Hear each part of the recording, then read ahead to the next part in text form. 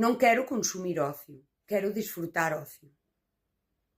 Eu quero coller un bocadillo, ir para a beira do río, bañarme nunha poza do río, comer o bocadillo, e xa está.